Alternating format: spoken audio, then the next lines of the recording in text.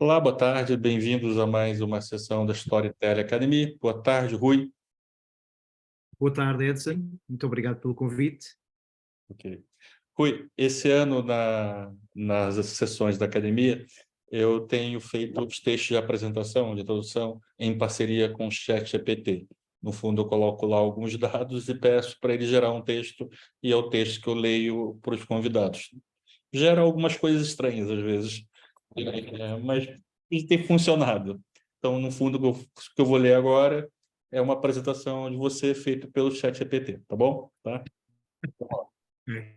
Prepare-se para uma experiência inspiradora com Rui Malvarez. Depois de anos a andar pelo mundo do marketing, publicidade, produção ou audiovisual, ele decidiu fazer algo diferente. Vendeu a própria empresa para embarcar numa aventura artística. Agora vocês podem pensar, o que um ex-marketeer pode fazer num palco? Bem, deixe-me dizer que Rui Malvarez não é um comediante qualquer. Não. Ele é mais alguém que decidiu, através do humor, passar algumas mensagens. Rui escreveu, produziu e atuou no espetáculo Passei a História, que esgotou o Teatro Vilaré não uma, não duas, não três, mas 4 vezes. Ele é meio empolgado, o GPT, ele tem essas coisas. Ele está a passar a história tão rapidamente como os bilhetes estão a desaparecer. Mas é o que faz desse espetáculo tão especial? Bem, o Rui conta-nos sobre o seu percurso peculiar e também explora a pergunta que todos nós nos fazemos todos os dias. O que seria mudar de vida?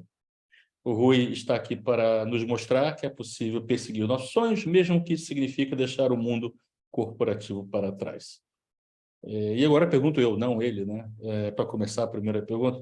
Rui, tendo em vista o seu quadro clínico, que você faz questão de sublinhar em palco, é caso para dizermos que rir é o seu melhor remédio?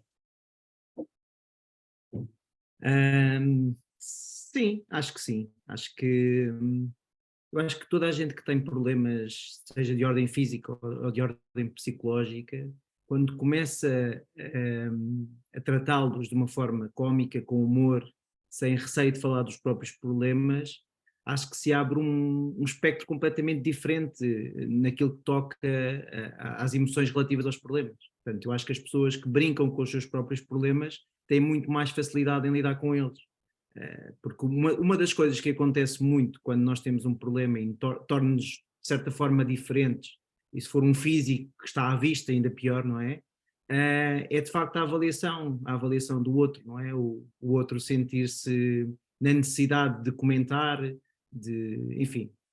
E se nós levarmos isso na boa e nós próprios tivermos essa consciência, epá, torna-se muito mais simples. Eu tinha muitas restrições à educação física, porque o meu problema era cardíaco, e enquanto miúdo gerir isso foi super difícil, não é? Porque era atlético, jogava bem futebol, jogava bem ténis, não era exímio em nada em especial, mas gostava também, também queria me fedar, queria fazer competição e nunca pude. E hoje em dia, se calhar o meu coração é uma das principais razões pelas quais eu tomei estas últimas decisões da minha vida, quer dizer, uma coisa que antigamente, de certa forma, me bloqueava e me deixava triste, hoje em dia é um dos motivos mais, se calhar, mais especiais para estar a fazer o que estou a fazer hoje. Portanto, acho que sim, acho que o humor ajuda. Uma pergunta, só para pegar o seu percurso, né? Nem toda a gente conhece, assim, né? Fala um bocadinho. Da peça, inclusive, você conta, né? Que estudou, né? Entrou para a Universidade de Engenharia, certo?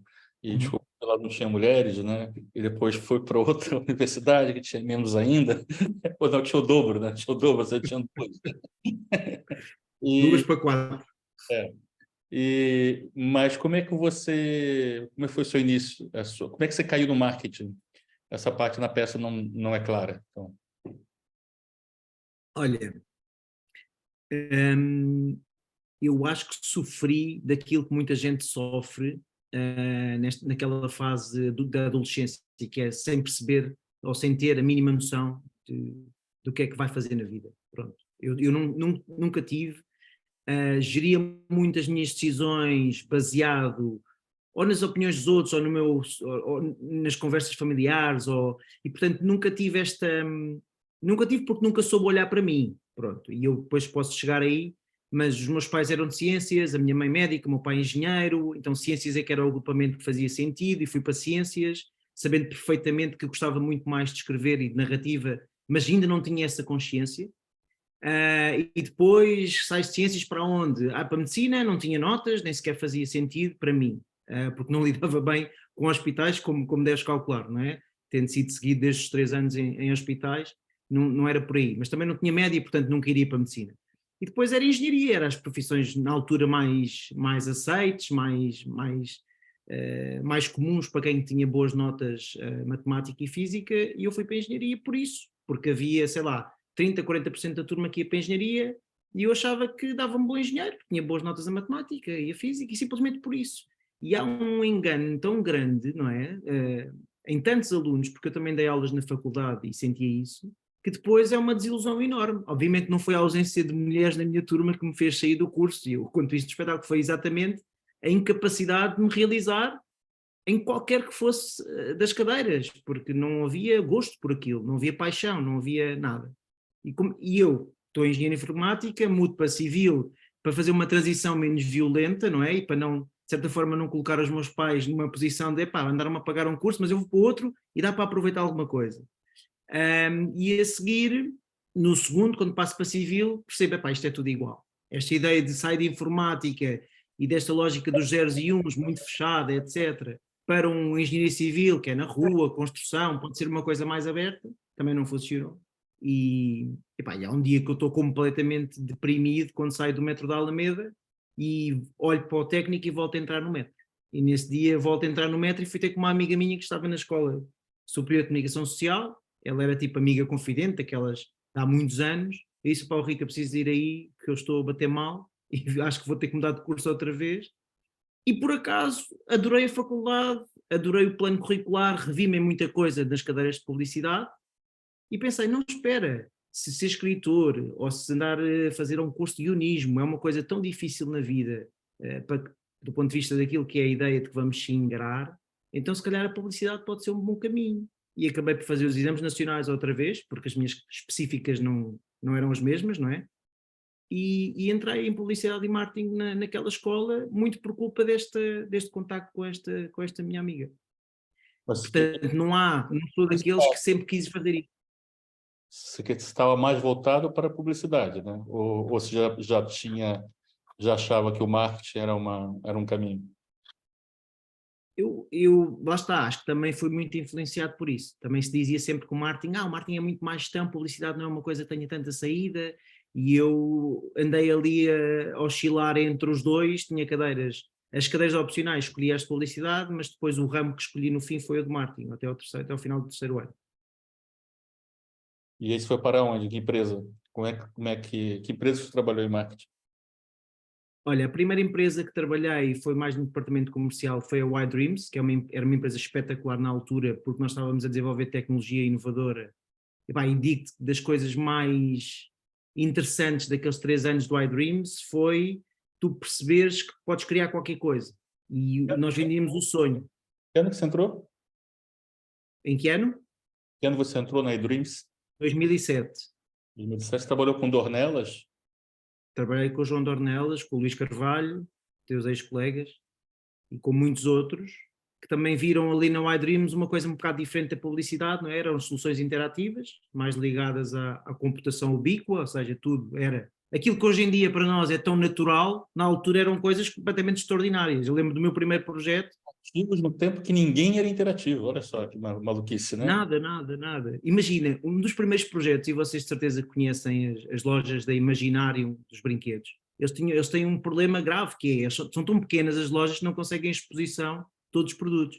E nós criámos em 2007 raquetes com QR codes, em que se punha em frente a um ecrã e o brinquedo surgia em cima da raquete em 3 dimensões e a criança podia visualizar o brinquedo como se o tivesse tirado da caixa. Pronto, isso na altura era completamente wow, não é? E nesses 3 anos foi incrível, porque o iDreams tinha tudo aquilo que nós hoje em dia consideramos ser um best place to work, ou seja, a malta fazia surf ao almoço, tínhamos a nossa sede na costa, tínhamos salas de jogos, de PlayStation, de tudo aquilo que a malta gosta daquele ambiente Google, que se dizia na altura, tínhamos liberdade de horário, vendíamos soluções completamente fora, só nós é que as tínhamos, não é? E foi incrível trabalhar lá, foi incrível. Tínhamos um líder também inspirador. Que no final não deu dinheiro, né? Não, porque havia tudo, mas depois não havia uma noção de gestão e isso foi difícil para a empresa, porque a empresa precisava de um caminho comercial que não teve. Teve muito financiamento privado e público, mas depois não conseguiu materializar os projetos em produtos e aí foi um problema. Porque o projeto, como sabes, em tecnologia é muito falacioso, não é? Pode a qualquer momento não correr bem e como não se construiu uma lógica de produto, aqui em Portugal a empresa não conseguiu sobreviver, mas no Brasil está de pedra e cal, funciona perfeitamente e continua a vender bastante. Ok. Em Barcelona, a sede deles era debaixo de onde eu morava. Eu morei em Barcelona, era Ok, literalmente debaixo do mesmo ok, prédio. E a ok, Karine também. Israel, né, que era a diretora, Karina né, Israel é agora a CEO do Brasil esse e quem estava em Barcelona era o José Miguel. mas pronto, você estava 3 anos basicamente num playground de tecnologia e comunicação. Você estava no futuro, né? Entra É trans... incrível. Nós tínhamos um showroom, imaginem levar clientes a um showroom, onde todo o showroom havia uma interação do cliente com as aplicações. Quer dizer, lembro nós fizemos a primeira loja interativa da Vodafone, uma agência de um banco num centro comercial que não tinha pessoas, a exposição do Santander em Madrid, que foi uma coisa também louca. Fizeram-se projetos incríveis, mas nunca se conseguiu encontrar um core business que conseguisse, de certa forma, funcionar para que a empresa cresceu muito, não é? Depois teve o boom no financiamento, que acontece com muitas startups, e de repente passou de 20 para 150, e depois, infelizmente, não resistiu, com muita pena minha, porque, de facto, conheci lá pessoas extraordinárias dentro da área tecnológica mesmo, e fizeram-se projetos com todas as marcas. Mas de lá você foi para onde? Depois fui para. Eu sou pródigo a ir para empresas que depois vão ao fundo. É? Depois fui para a Vida é Bela, que era os packs de experiências. Criei a lógica de produto de experiências, portanto, o meu início foi muito baseado em marketing. Criei aquelas embalagens vermelhas, não sei se te lembras, que havia na distribuição, com o António Quina, que também é teu velho conhecido, acho eu, e passa à frente. E pronto, tive lá um ano só a desenvolver negócio, a abrir canais de distribuição e a passar o produto do digital para o físico. Pá, e foi incrível porque também estava a correr muito bem e eu saí antes porque tive um convite da Central de Cervejas e tinha muito vontade de fazer grande consumo. Vou interromper. Você saiu de um playground do futuro, aí foi para uma empresa que vendia ilusões, basicamente, né? Que fazia lá a empresa né? Experiências que ainda ia acontecer e que, na verdade, é quase um esquema de pirâmide de emoções, né? Epá, eu não sou assim tão taxativo como tu. Eu acho que, é assim, as pessoas usufruem dos turismos, dos Até o restaurantes, dia do que resto. acabou. Pronto, até o dia que acabou. Pronto, é normal, Não acontece. podemos é, não podemos é esquecer nunca da implicação financeira. E eu acho que no modelo, e todos trabalhamos marcas aqui, portanto todos temos essa consciência, o modelo do voucher é um modelo incrível, por isso é que toda a gente começou a ter vouchers em todo lado, que é, não há implicação financeira, foi oferecido.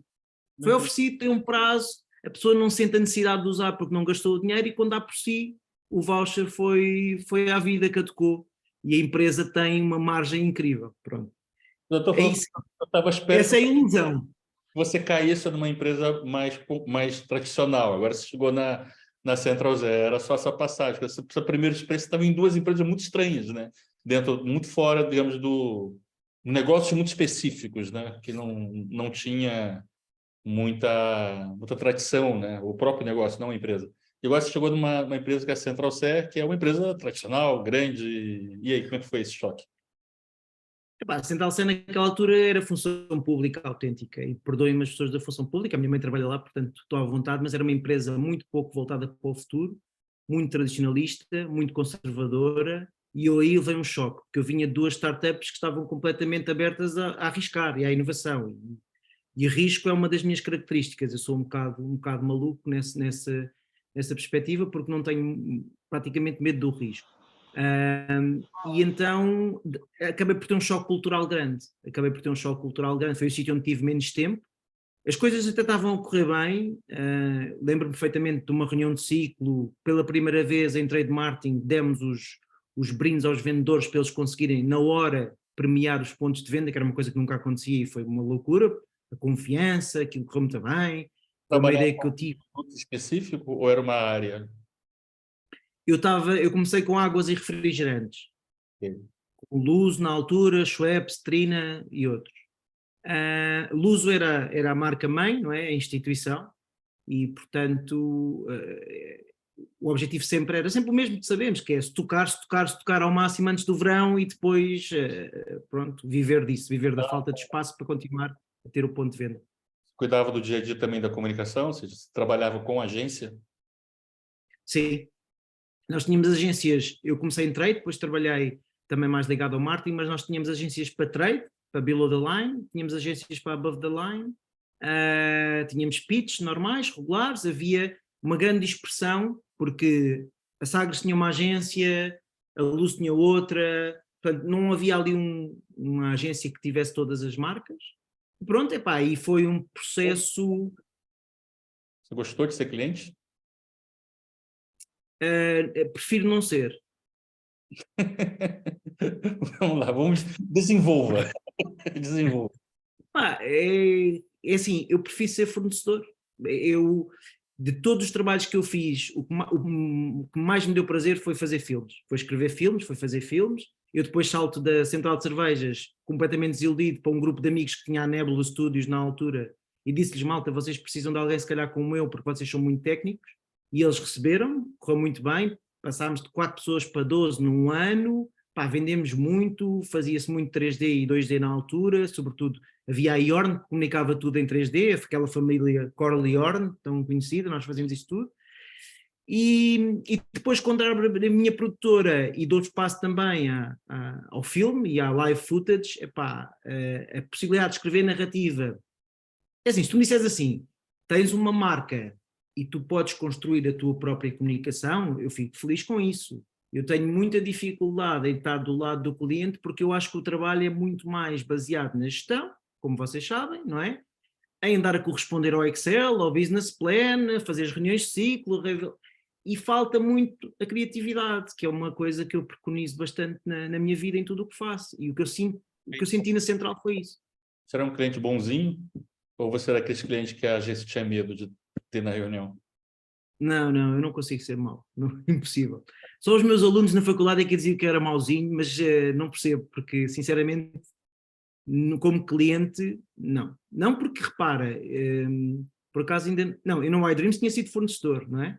No iDreams tinha sido fornecedor e eu sei a importância que é, pá, nós trabalharmos bem com os fornecedores, quer dizer, essa coisa de hierárquica para mim é uma coisa que eu abomino, a hierarquia cliente-fornecedor eu abomino, isso para mim não existe, nunca deve existir e acho que quem preconiza essa forma de trabalhar nunca vai conseguir o melhor resultado possível com o fornecedor. Uhum. É assim, eu já tive dos dois lados, né? E uma das coisas que eu me diverti quando eu me diverti, quer dizer, uma das coisas que eu descobri quando eu estive do lado do cliente era o que os clientes falam depois que a agência sai da sala.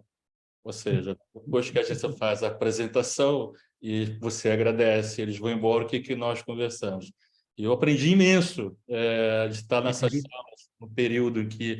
Uma coisa que eu descobri é que raramente eu sim, porque enfim, eu sou bastante treinado, né? Mas as pessoas em volta raramente tinham percebido o que a agência disse. É, é, era muito raro que alguém tivesse entendido metade do que foi dito. Não só entender no sentido de compreender, de ter cognição, de não, se prenderam em pequenos detalhes, esqueceram a história toda e estavam mais ocupados com muitos medos, muitos nãos. A verdade era isso, né? Era raro estar uma reunião em que, depois que saí da agência, se falava dos sims, né? Essa também foi sua experiência ou foi diversa? Completamente, completamente. A mim fazia muita confusão, e eu não estou a dizer que sou melhor que ninguém, ok? Eu tinha simplesmente, se calhar, se eu for comparar com algumas pessoas que estavam na central, eu se calhar tinha um background diferente, pronto, e já tinha estado em fornecedor. Mas, regra geral, o que mais me fazia confusão é que as perguntas nunca eram as perguntas mais interessantes, ou seja, as perguntas estavam sempre voltadas muito para a lógica financeira, quantidade de locations, não sei o que, nunca estávamos preocupados com o conceito criativo, que era a base de tudo aquilo que estava a ser apresentado, as suas declinações, etc. Depois, muita confusão também na falta de capacidade de abstração, pronto, e aí eu vou dizer como é que eu combatia a abstração com a fim. Epá, eu quase sempre que apresentava um filme, eu tinha que apresentar um guião com treatment. Ainda nem sequer o filme estava adjudicado, mas é tão difícil para um cliente perceber a lógica narrativa, perceber que referências é que nós vamos trabalhar. E muitas vezes o que eu sentia era isso, pá, uma falta de abstração grande. Os nãos, Edson, são, quando se tornam transversais à cultura empresarial, e em cliente há muito isso, tu próprio que estás dentro do cliente sofres com os nãos. E isto, na central, fazia muita confusão ir a um departamento de intelligence, por exemplo, e pedir, imaginem, por área geográfica, o stock-in de X produtos. E eles dizerem, não, eu não posso agora parar o que estou a fazer e não te posso dar isso sem um pedido formal, sem não sei o quê. Mas eu preciso fazer uma campanha rapidamente, de escoamento de stock. Não. E, portanto, parecia que não estávamos a trabalhar na mesma empresa.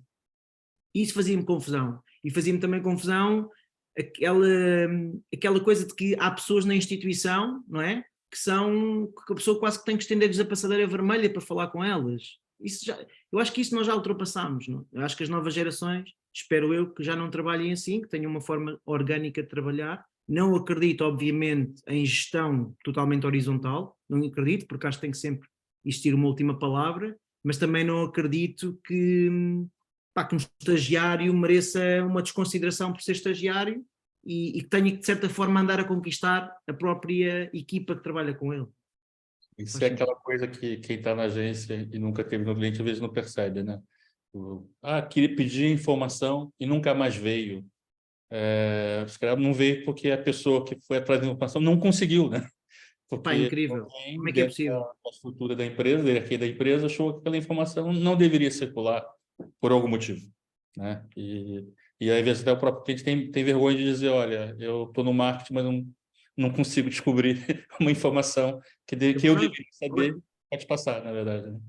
Edson, e até chega ao compliance às vezes, não é? Tu tens o melhor projeto, tens tudo, mas por algum motivo um sócio da tua empresa trabalhou numa consultora que já não trabalha com aquela, então por compliance não pode contratar aquele fornecedor e às vezes perdem-se concursos e as pessoas nem sabem porquê. Porque também há questões de compliance que nos ultrapassam. Ou então aberturas de fornecedores que demoram 3 meses em multinacionais, não é? São coisas que eu acho que prejudicam muito o mercado. Mas vamos lá, você pulou logo para FIM. Para quem não sabe, FIM é a Forever in Movie, né? Que era o acrônimo dessa frase, né?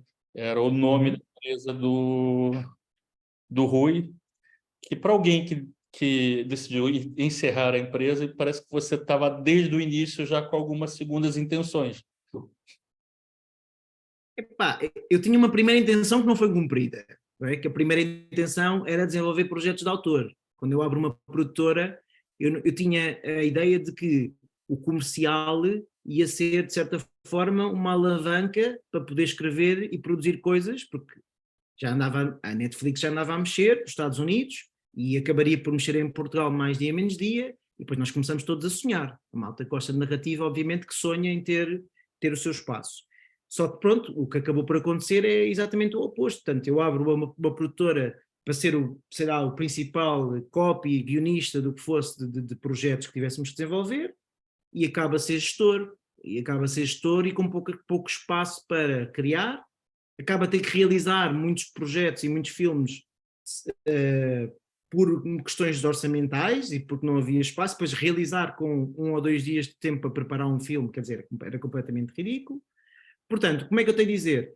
Sim, eu queria abrir a produtora para lançar aquilo que sempre sonhei, que era criar projetos de autor, filmes, séries, até podia ser branded content de autor, onde a marca tivesse pouca influência no conteúdo, e acaba a dar por mim a fazer, em 6 anos, 300 e tal pequenos filmes, alguns mais craft publicitário, muito mais para o digital, coisas mais simples de produção, vocês também estão muito a par disso, e de facto a coisa correu muito bem nesse sentido financeiro. E a empresa cresceu muito, Tínhamos aqui uma posição no mercado que algumas agências não gostavam, e eu sou completamente honesto, que é nós escrevíamos muito filme, mas escrevíamos filme fora daquilo que era a campanha ou do momento da marca, ou seja, era muito side content que a marca queria fazer e precisava de uma produtora que tivesse o projeto chave na mão. Pronto, e foi aí que eu quis posicionar a FIM. Descobriu um nicho, na verdade, que é uma produtora que também criava, substituindo, digamos, as agências em alguns pontos cegos e que o cliente estava tendo uma necessidade e as agências não estavam atentas ou não estavam interessadas em fazer. Mais ou menos isso. Exatamente, exatamente. Até porque em 90% dos casos não havia budget sequer para estes filmes. Portanto, este filme da agência explodia logo. Portanto, eles não conseguiam. E o que nós fazíamos era, com o conhecimento básico que tínhamos de conhecimento de base, desculpem, que tínhamos de produção de filme, conseguimos encaixar muitas vezes a produção em budgets mais competitivos. Obviamente que eles não podiam estar à espera de um filme que tivesse 50 protagonistas, que tivesse 10 decors, que tivesse, enfim. Então o que é que nós fazíamos? Encaixávamos sempre a narrativa também ao próprio budget. Que era um trabalho complexo, mas era o trabalho que eu mais gostava de fazer. Que era, eu percebia, ele tem 10 mil euros para fazer um filme, quer falar sobre isto, bora lá pensar um filme que se encaixe nos 10 mil euros e que consiga, de certa forma, responder à necessidade de comunicação. E pronto, e correu bem, e correu muito bem, porque há um filme que nós fazemos num primeiro ano, que foi um filme de investimento total da FIM, porque havia 5 mil euros para fazer o filme na Câmara Municipal de Lisboa, que era para promover os Erasmus em Portugal, em Lisboa sobretudo, que chamava-se Study in Lisbon, e esse filme, nós... Foi notícia, inclusive, na época. Desculpa, Edson, não ouvi. Foi um filme que viralizou bastante e até virou notícia.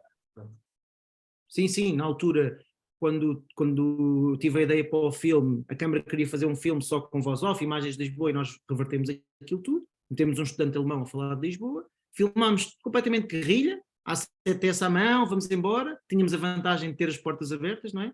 E o filme, de facto, serviu de bandeira para quem veio para cá fazer Erasmus, para quem estava imigrado e queria mostrar como é que era Lisboa, e para quem vinha fazer Erasmus também. Portanto, foi giro porque gerou-se uma onda de partilha do filme, e pronto, aquilo teve 1 milhão e tal de visualizações, estamos a falar em 2016, não é? Onde não havia sequer paid media, penso eu, no Facebook. E esse filme transformou a empresa, atenção que eu tive 3 meses iniciais da empresa a morrer, eu tinha um budget para começar a empresa limitado, e um budget que eu achava que dava para 6 meses deu para 3. Portanto, eu tive muita sorte porque ao 4º mês da empresa consigo vender um projeto para a Dove, que era uma marca bastante conhecida, fizemos o filme e aquilo permitiu-nos respirar, e depois, felizmente, passado mais um mês, surgiu este filme do Study in Lisbon, que transformou o nosso desenvolvimento de negócio numa lógica de inbox e não de outbox, ou seja, a FIM desde o início de 2017, mais ou menos, que raramente tínhamos que fazer new business, que era uma coisa porreira, porque, pronto, dava-nos. Obviamente com o Covid as coisas mudaram, mas foi muito bom porque tivemos um crescimento exponencial e eu estava muito feliz com isso, mas com o tempo fui ficando infeliz com o facto de ver privada a criatividade que sempre quis pôr cá fora, não é? E foi isso que aconteceu. Bom, e aí agora vamos entrar realmente na peça, né?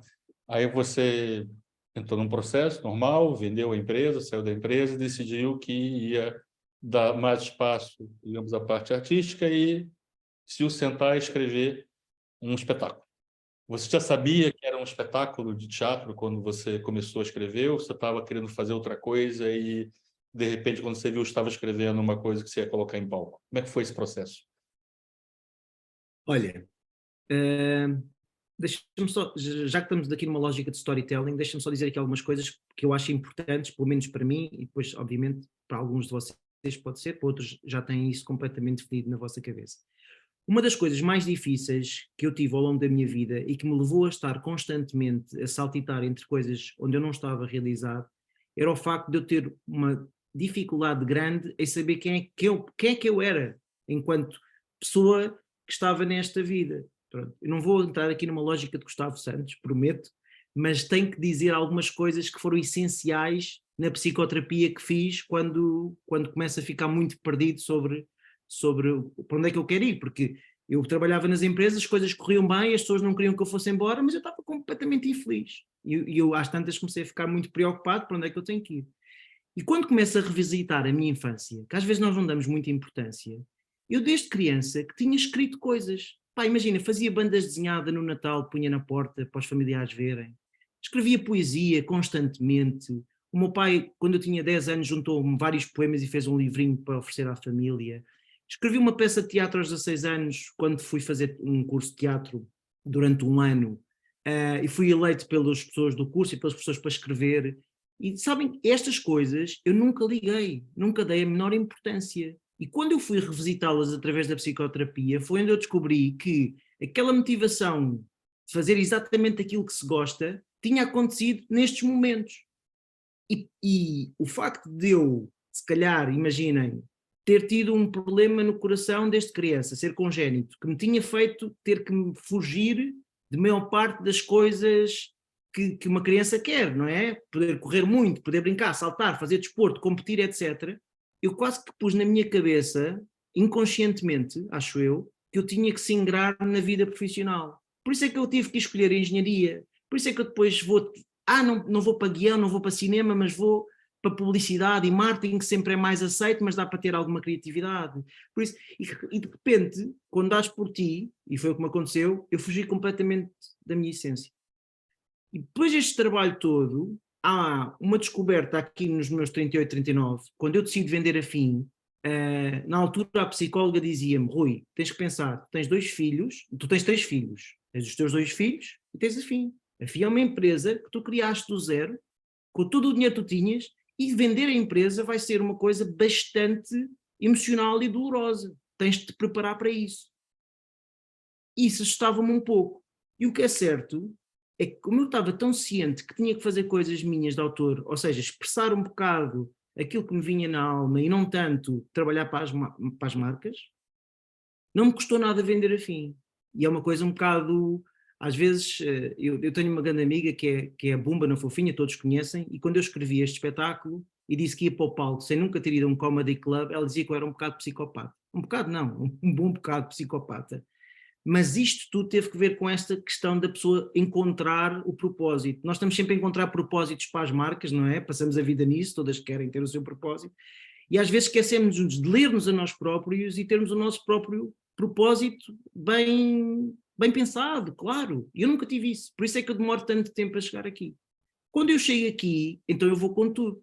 Eu disse mesmo, eu nunca quis ser um frontman no palco, mas eu queria rapidamente provar a mim próprio que o que eu escrevia podia ter algum impacto no público. Isto pode ser uma coisa meio hedonista, mas é o que eu sentia.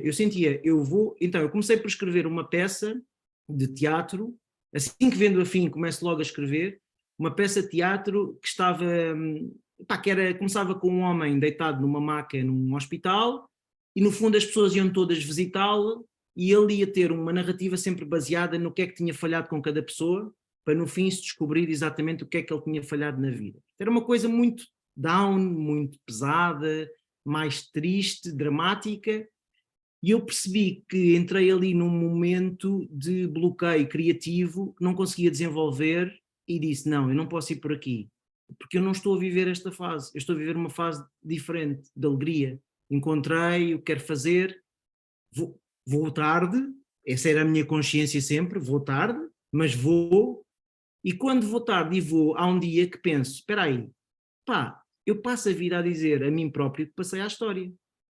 Porque chego aos 39 anos e aquilo que eu queria fazer, que era transmitir mensagens para os outros, não aconteceu. Aconteceu, mas através de marcas, obviamente, nunca somos nós. E disse, não, eu vou fazer um espetáculo que se chama Passei à História. Mas mais engraçado do que isso é que eu vou transformar esse Passei à História numa metáfora. A metáfora do Passei à História, a lógica que nós temos automaticamente da interpretação da frase é, esta pessoa já não dá mais, já não tem mais nada para dar, e eu não, eu tenho muitas histórias para dar, e fiz essa lógica de passar a contar histórias. E depois, quando começa nesta lógica, percebo, espera aí, porquê é que eu não faço um monólogo que me permite rapidamente pôr isto, testar, ver se a coisa funciona, do que estar a contratar atores, a contratar encenadores, figurinos, etc. Se eu fizer um monólogo, Por cima toco música, posso acrescentar aqui um layer. Fiz vídeo durante muitos anos, posso acrescentar aqui outro layer. Portanto, de facto, eu já vou tarde, mas também adquiri alguma experiência que posso trazer para o palco, de coisas diferentes. E é aí que eu penso, bem, eu tenho histórias tão hilariantes na minha família, que podem ser trabalhadas, que são contadas nas noites de copos com amigos, como todos fazemos, nos jantares, com bom vinho na mesa. Então eu vou transformar isto num guião e vou, dos 50% de verdade, acrescentar 50% de hipérbole a cada uma. E foi isso que eu fiz. Tentei arranjar uma lógica, não muito cronológica, mas uma lógica quase que estratificada entre os familiares até acabar em mim próprio. Aí as coisas correram bem. Se tu me dizes assim, é o melhor que consegues fazer? Não, eu acho que consigo fazer melhor. Acho que comecei a testar. O primeiro espetáculo, para mim, foi uma aprendizagem brutal. Imaginem, eu vou para o palco sem nunca ter ido a palco, a não ser nesse curso de teatro que vos falei, e nos Comedy Awards, eu sei que há aqui pessoas da ESC que já vi caras que conheço, mas nós nos Comedy Awards, nós fazíamos um espetáculo bianual, que era uma sátira aos professores e às coisas da escola, e eu lembro-me de ter escrito 60% ou 70% dos sketches e ter apresentado esse espetáculo, e tinha sido um dia espetacular para mim, porque eu gostei disso, apesar de gostar mais dos sketches do que propriamente de apresentá-lo. E quando faço isto, penso, bem, aqui eu só dependo de mim próprio. Portanto, eu vou fazer. Pronto. O que é que eu fiz? Fui para o palco, como vos disse há pouco, levei o texto, convidei uns músicos para me acompanharem, por certa forma, dava um corpo também ao próprio espetáculo. Eu não quis que fosse só um stand-up isolado, de conversa durante 1 hora e tal, sem mais nada. Pus sketches no meio, fiz uma animação 2D também no meio, para uma... Eu acho que alguns de vocês também já foram ver, não é? E acabei por ir para o palco assim, como dizia a Bumba, assim como um psicopata. E assim, eu também sentia que no primeiro espetáculo, eu ia só fazer um espetáculo, para começar. E convidei, obviamente, todos os amigos, família, e aquilo esgotou facilmente, porque 300 e tal pessoas entre familiares, amigos de amigos, etc., consegues vender uma sala e não é uma coisa muito difícil. Agora, o que eu não esperava era que a partir da primeira, que eu acho que foi boa, mas não foi espetacular, o texto estava muito comprido, foi quase 2 horas de espetáculo, não acautelei algumas piadas que eu acho que não funcionaram bem, etc., não os testei. Ainda bem que eu filmei os espetáculos todos, vim para casa, fiz uma reedição do texto e fui para a segunda. A segunda esgotou rápido e fui para a terceira. A terceira foi mais difícil de esgotar, mas esgotou. E o que eu senti no final de fazer as 3 sessões é que estava a ficar cada vez melhor em cada uma, lá está, a experiência. E como o espetáculo fala, portanto, ainda há bocado falei-vos ao início do gatilho que era a minha doença, para de facto arriscar na vida e perceber que estamos a prazo. E houve outro gatilho, que foi, se calhar, um dos meus melhores amigos, que em 2020 faleceu com um cancro, e que foi um choque para todos, tinha 36 anos, um filho da idade do meu na altura, 3 anos, tinha-me acabado de mudar de vida, tinha saído da consultoria para abrir um turismo em Tavira, que é aquele sonho muito romântico que todos temos, não é? Ter o nosso turismo, tinha tudo para ser feliz e aquilo apareceu. Portanto, aquilo ensinou-me que ninguém está a salvo. E eu dediquei o espetáculo a esse meu amigo, ao Tiago. E, portanto, o que eu senti depois das 3 vezes em que falo de facto do cancro e dedico ao Tiago e dou a mensagem final da importância de nós aproveitarmos a vida e vivermos em verdade, porque só agora que eu estou a viver em verdade é que eu estou verdadeiramente feliz. Eu sinto-me na melhor fase da minha vida, independentemente de rapidamente tenho que ganhar dinheiro, porque isto, ou tenho que se ganhar dinheiro a fazer isto não é só brincar. Portanto, eu agora estou um bocado escudado porque vendi a empresa, mas digo já que já tenho esta ansiedade que isto ou tem que ter um caminho, não é? Eu senti que devia fazer uma 4ª vez e que passasse das palavras aos atos. Então decidi fazer uma 4ª vez em que toda a receita fosse para a Liga Portuguesa contra o Cancro. E que não fosse só uma parte, nem só X%, nem €1 de cada bilhete, não. Toda a receita fosse. Obviamente que eu estou numa fase que posso fazer isso, mas não sou hipócrita. E aquilo esgotou. Mentira, não esgotou. Ficaram para aí 20 lugares por esgotar. Pronto, praticamente esgotou. E pronto, e conseguimos angariar aquilo. 20 lugares no teatro. Tá a ver? Tá faltando promoções. Não, houve muita gente, o que é engraçado é que houve muita gente que já tinha visto o espetáculo e comprou bilhete só para ajudar. Houve muita gente que fez isso. Pá, e foi uma noite incrível. Estavam 10 pessoas para a IDFCD, portanto estava uma boa representatividade na plateia. Estava muita gente da Century também, foram mais 2 empresas. Angariámos 3.350 euros. Epá, e depois o final foi mais duro, porque, epá, imaginem, isto de facto a vida é uma coisa. Eu, quando fui a primeira vez ao IPO, quando eu fui propor isto à Liga Portuguesa contra o Cancro, fui visitar o IPO, fui conhecer a realidade do IPO. A parte, obviamente, de pediatria é para mim a mais dura, não é? Porque ainda por cima sou pai de 2 filhos e custa bastante. E no último dia do espetáculo, quando nós oferecemos o cheque e depois no final convidámos as pessoas da Liga Portuguesa contra o Cancro para virem tirar uma fotografia no palco, eles entram no palco e um deles começa em lágrimas porque tinha não só perdido um irmão, não por cancro, mas muito recentemente, mas tinham eles na equipa do IPO, desculpem, porque a Liga Portuguesa está no IPO, é por isso que eu estou a falar do IPO. Eles tinham um colega que era aquele colega, sabem aquele colega que todos temos no trabalho, que está sempre prestável, que faz horas extra para ajudar, que não tem problemas nenhuns em ajudar, que não pede nada em troca e não sei o quê, pronto, que estava muito, muito mal com o cancro. Então aquilo acabou por ser ali um final bastante emocional, porque a própria equipa da Liga Portuguesa estava a sofrer com a possibilidade de perder esta pessoa num curto espaço de tempo. Portanto, olha, as coisas às vezes acontecem num determinado momento porque têm que acontecer. Aproveitando isso, aqui estamos a falar da peça, tem 2 pessoas que pediram para fazer perguntas. Rafael, o que você queria perguntar aqui para o Rui? Olá, Rui, boa tarde. Boa tarde. Eu tenho uma curiosidade em relação a essa mudança radical, essa ruptura do ponto de vista da timeline de uma carreira, de repente partir para algo completamente diferente, né? Como falaste aí, citou a bomba na fofinha, citou uma espécie de psicopatia. Não, A minha pergunta na verdade, tem que entender o que é psicopatia e o que é o psicopata. Também parece que vocês não sabem. Essa estou a citar Muito as aspas aqui. uma psicopata tem que matar pessoas, entendeu? Assim, só para ficar claro, para alguém ter assistido esse vídeo. Deixa. Mas a minha pergunta, para pôr uma interrogação final, tem a ver com validação, né? Ou seja, de alguma forma, você teve alguma validação externa desse trabalho que estava a ser feito, ou teve muito a ver com intuição e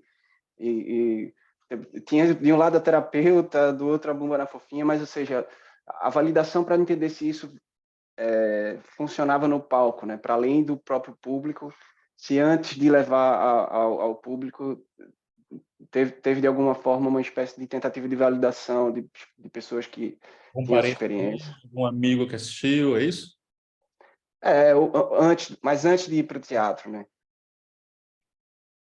Foi. Olha, isso é uma excelente pergunta. Eu olho para a validação isso é uma temática bastante importante sobre a qual eu já refleti muito. Imagina, do ponto de vista da validação, o círculo de amigos que me conhece, mais próximo, o meu irmão, os meus pais, a minha namorada, eles conhecem um Rui que não aparecia no papel social de empresário. Portanto, para eles não era muito estranho ver-me ir para o palco, porque eu já era às vezes o palhacinho aqui de casa, não é? Que agarrava na viola ou no piano e fazia parvoíces, que estava sempre a fazer, sei lá, piadas no dia-a-dia. E para teres uma noção, a minha alcunha no meu grupo de amigos é o organizador, que é o gajo que organiza momentos entre a malta, portanto muito extrovertido. A minha casa é tipo o clube recreativo da zona, está sempre cheio, portanto eu sempre fui muito extrovertido. Gostei muito de andar no teatro. O meu irmão é ator profissional, portanto formou-se no conservatório, teve a coragem que eu não tive na altura. Eu acho que também ajudei-o bastante nisso, porque eu estava a negar a minha vontade e disse a ele para não o fazer, e disse-lhe para ele não fazer, ele consegui ajudá-lo também. Portanto, essa validação existia. Agora, a outra validação mais complicada e a qual nós não podemos dar muita importância é a validação social e a validação dos pares. Vou dar um exemplo muito fácil. Eu convidei à vontade 10 comediantes portugueses que admiro, ok? E nenhum foi. Porque tu não tens crédito. Eles não sabem quem tu és, nunca fizeste nada, tu explicas que estás a fazer isto, que gostas do trabalho deles, gostavas de privar com eles depois do espetáculo para perceber se gostaram ou se não, ofereces os bilhetes. Eu consegui algum PR, porque malta, nós somos todos de agências, não é? E portanto conhecemos muita gente dentro desta área de PR também, e portanto eu consegui mobilizar algumas entrevistas, saí no Jornal Económico na capa da revista Lúdica, fui à televisão, à RTP, saí na NIT, saí na Time Out, então tentei construir algum storytelling interessante, do ponto de vista daquilo que é a minha mudança de vida, porque o espetáculo é uma coisa que ainda ninguém sabe o que é, sem ir lá ver, mas esta coisa de deixar tudo e atirar-te para um palco, tem sumo, não é? Tem sumo do ponto de vista de comunicação.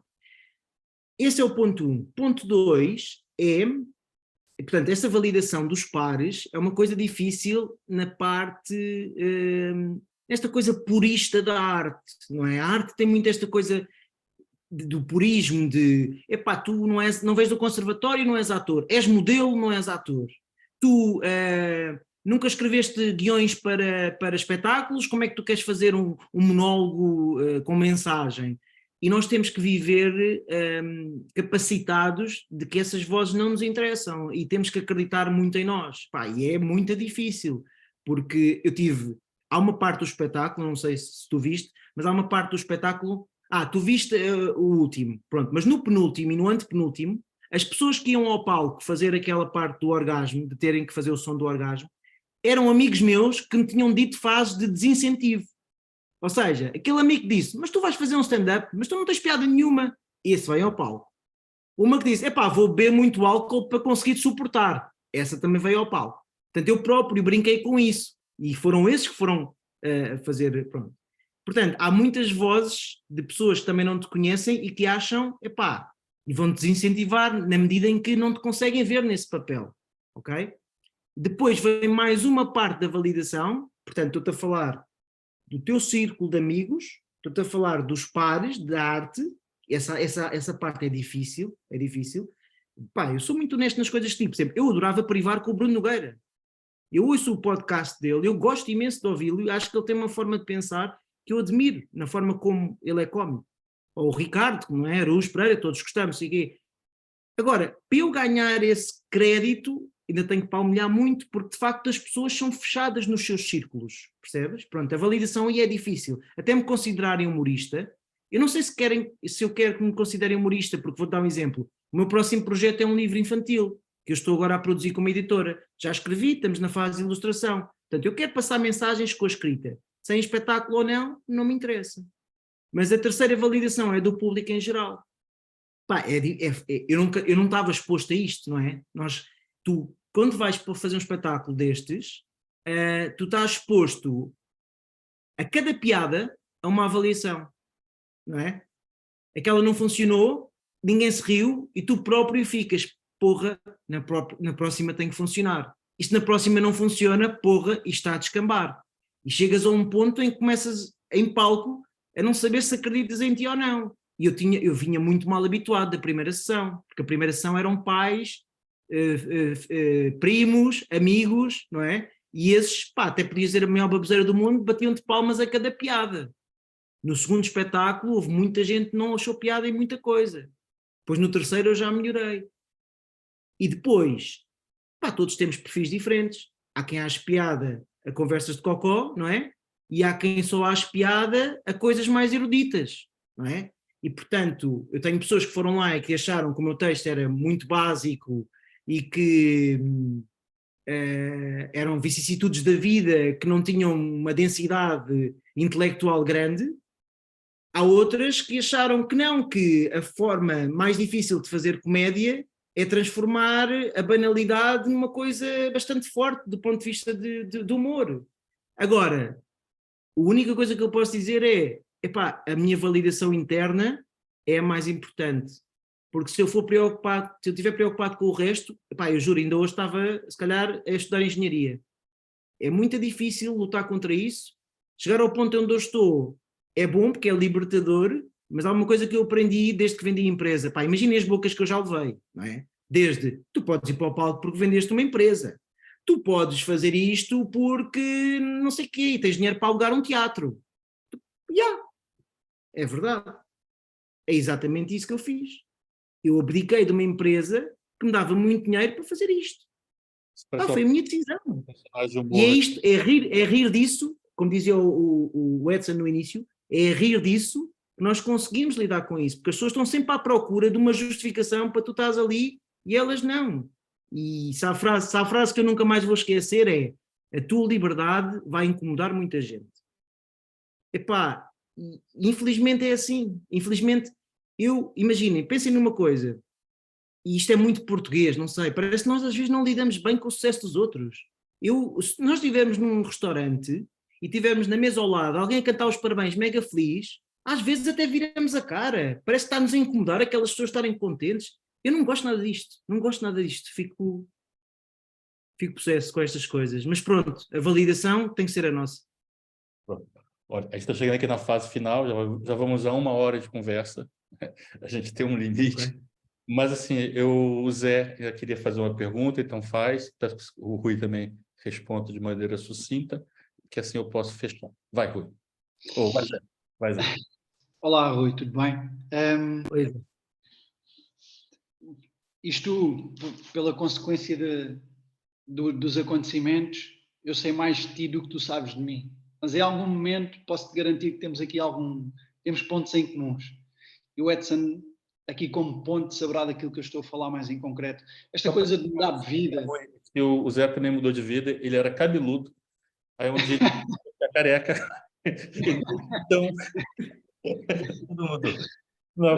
Ele começou a ser publicitário, redator publicitário, há não muito tempo, trabalhou em outras coisas antes e decidiu mudar de vida e de carreira há 2 anos, não é isso, Zé? Certo. Por favor, mas eu não queria ir aí, eu só queria ir, era só para nos conectarmos e vou, na realidade, passar a pergunta que sempre me acompanhou e que ainda hoje me acompanha, que é: e se algum dia não for isto? Se algum dia não for isto que eu estava à espera, porque é inevitável, sobretudo a maneira como tu falas, certamente também querias, como quase todos nós, criamos expectativas sobre as coisas. Antes de ir para elas, já temos as expectativas. Então, se tu gostas de escrever, garantidamente que há toda uma fantasia e todo um universo imaginário que nós criamos. E a pergunta, uma vez mais, é esta: e se não for isso que tu estás à espera, que tu projetaste e que tu ansiaste chegar até aqui, qual é o plano B? Bem, olha Zé, vou-te dizer uma coisa, sem qualquer tipo de procura de uma resposta clichê, mas eu digo que, ainda ontem estava a falar disto com alguém, que é, eu tenho muita aversão ao se, ou seja, eu ao longo da vida comecei a tirar o se do meu caminho, obviamente que deliberadamente é fácil, mas que passa muitas vezes em conversas circunstanciais.